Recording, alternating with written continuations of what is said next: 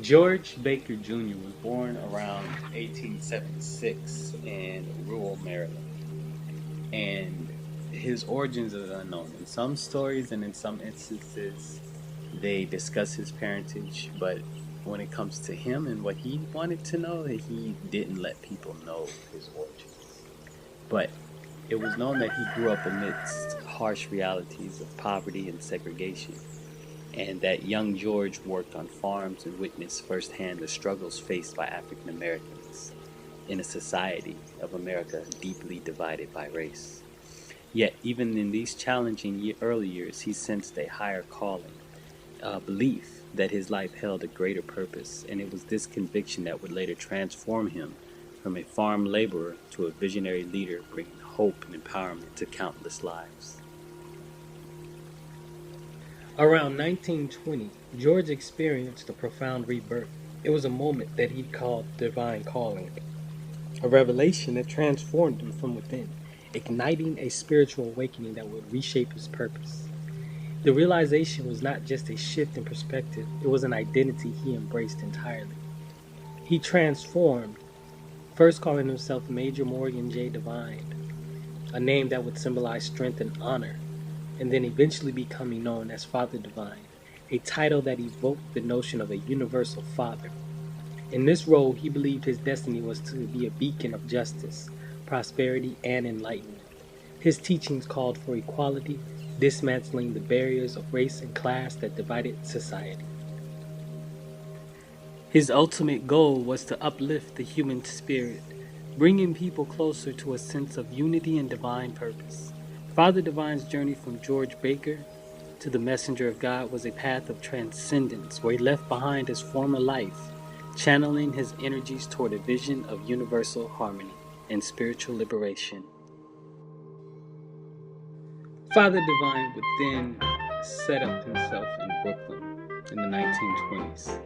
He would have gatherings in various places, including shops, houses, even small homes.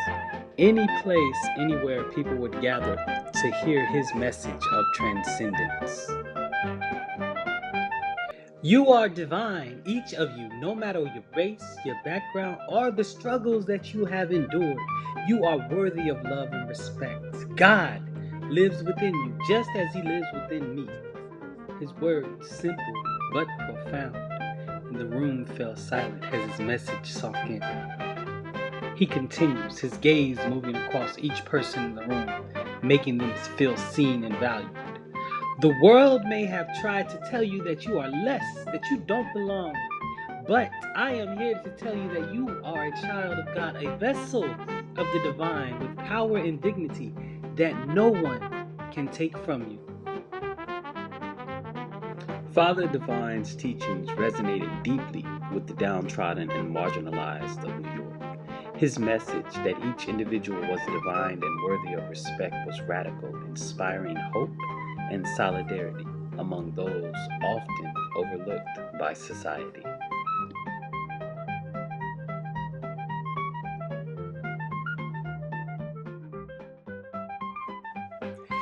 In his homes, Father Divine would often give community meals where his sermons would inspire people to understand their greatness. You are not alone. Here, you are family. This house is community. This is a place of renewal. It's a sanctuary where you are loved and respected, and you will find the strength to transform your lives.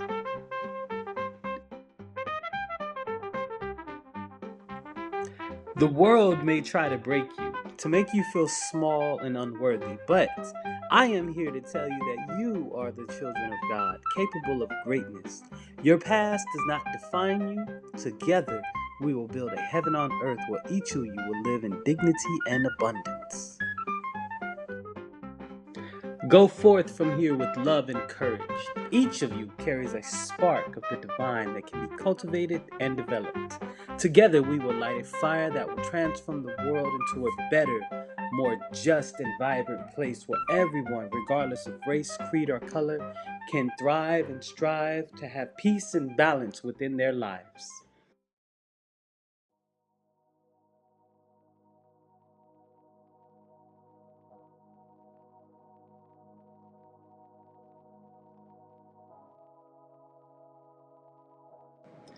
Father Divine, once George Baker, had risen quickly, preaching equality, empowerment, and the promise of heaven on earth. His message attracted followers from all walks of life, creating a tight-knit community that disregarded race and class. But in the quiet town of Sayedville, his ministry sparked tension. Many locals saw his gatherings as a disturbance. Complaints poured into local authorities, fueled by suspicion and discomfort with Divine's bold ideas and growing influence.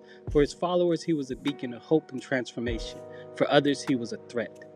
Facing pressure, the law enforcement charged Divine with being a public nuisance. Now he stood at the courthouse before Judge Lewis J. Smith, the embodiment of a clash between radical change and societal judgment, awaiting a sentence that would test the resilience of his vision and his followers' faith. Father Divine listened to the verdict without flinching, maintained his calm demeanor, even as the judge imposed harsh penalties. His followers, seated behind him in the courtroom, watched in shock and disbelief. But Father Divine's stillness reassured them. He stood as if unmoved by worldly judgment, his faith in divine justice unshaken. The courtroom emptied, but the weight of the judge's sentence lingered in the hearts of the followers. Weeks passed, yet his conviction remained a dark cloud, casting doubt and fear among the faithful. For them, Father Divine was not just a leader, he was a testament to hope. Then, all of a sudden, news spread in their ranks. Judge Lewis Smith had passed away. Whispers rippled through the congregation, a quiet murmur of vindication. For many, this was not a mere coincidence, but a sign of divine reckoning. In hushed gatherings, they spoke of his death as proof of a higher justice, a response from the Almighty against the man who dared to condemn their beloved Father Divine. And so in the shadows, they found renewed faith, convinced that even in the face of persecution, their cause was blessed, their leader righteous, and the path that they were on was divinely protected, as evidence of the judge's condition.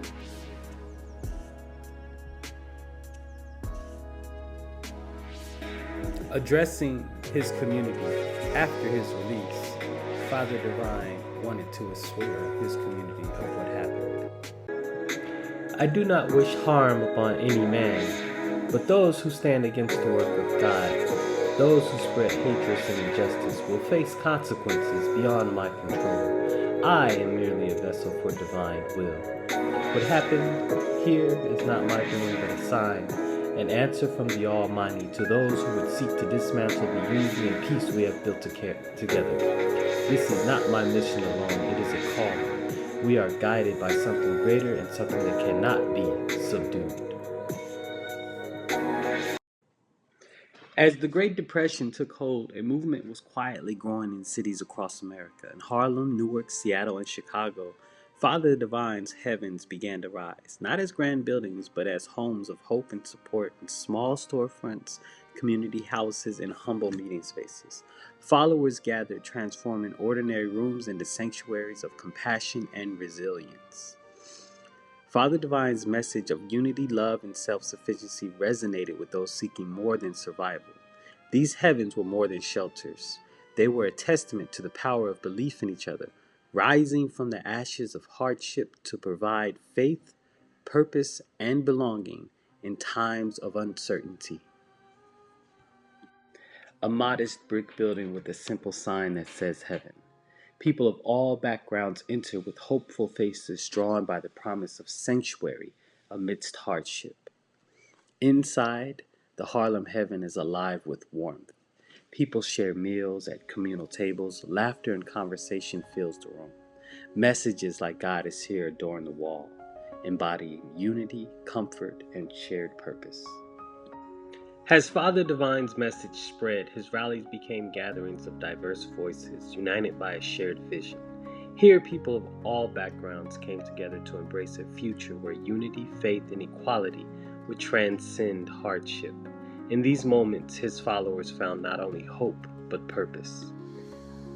Inside the heavens, a new kind of community was forming. Volunteers and followers worked side by side, sharing meals and uplifting one another with kindness and support. In these simple acts, they embodied Father Divine's call to compassion and dignity for all. Years later, the heavens remain, sustained by the hands of those who believed in Father Divine's vision. What began as a sanctuary in a time of struggle became an enduring legacy of resilience and compassion, a place where hope and support would thrive for generations to come.